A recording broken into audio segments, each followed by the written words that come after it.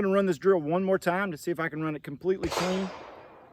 I was pretty much clean last time, but I left one of the headshots off on my first string. All right, I swapped the mag holder over to my... All right, I swapped the mag holder over...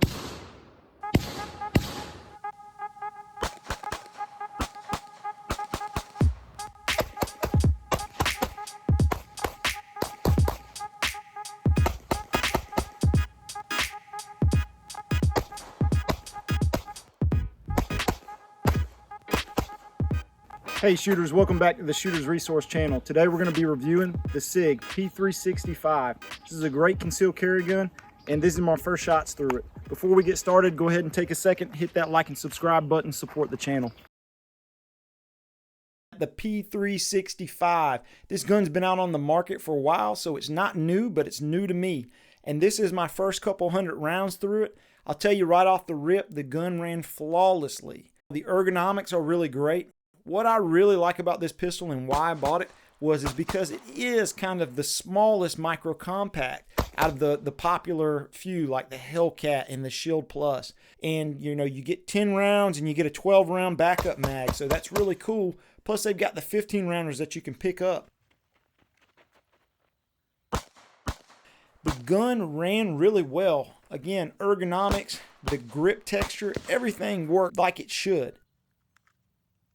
Now, I wasn't able to run this gun as fast as I could some of the other micro compacts. It shot very accurately, but because of, I think, the size, the weight, whatever, the recoil, you know, it was just a little more. So I found myself running it a little slower.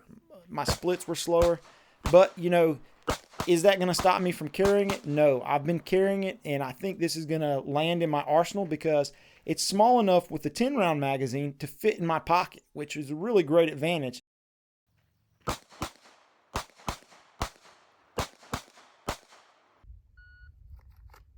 Now, what didn't I like about it? I'll tell you right now, the magazine release, it kept sticking on me.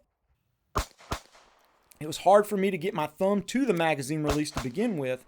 However, even when I was able to hit the magazine release and get it to drop, then the mag would catch on kind of my palm, the meat of my palm. It would stop it from dropping.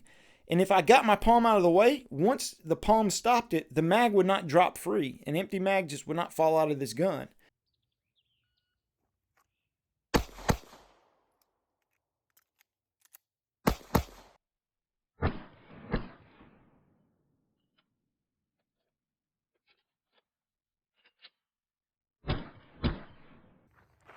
So after several tries, I still struggled to get the magazine to drop free.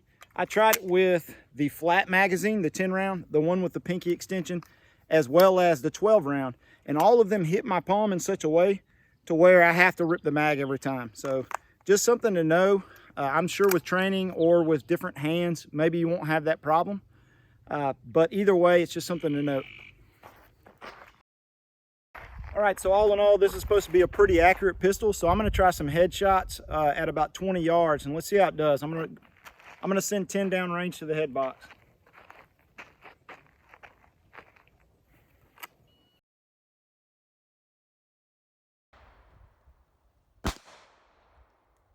The gun's accuracy is spot on. I spent some time out at 20 yards and was able to make, I think, 9 out of 10 hits on a head box. I dropped one of the shots.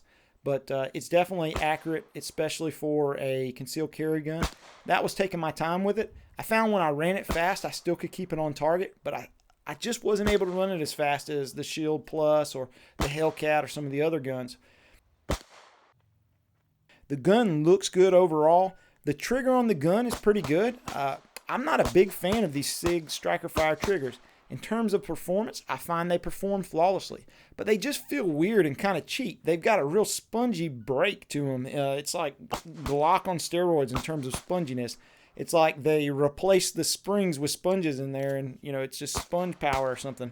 But either way, I just don't understand what causes it to be that way, but it just does. It feels really spongy.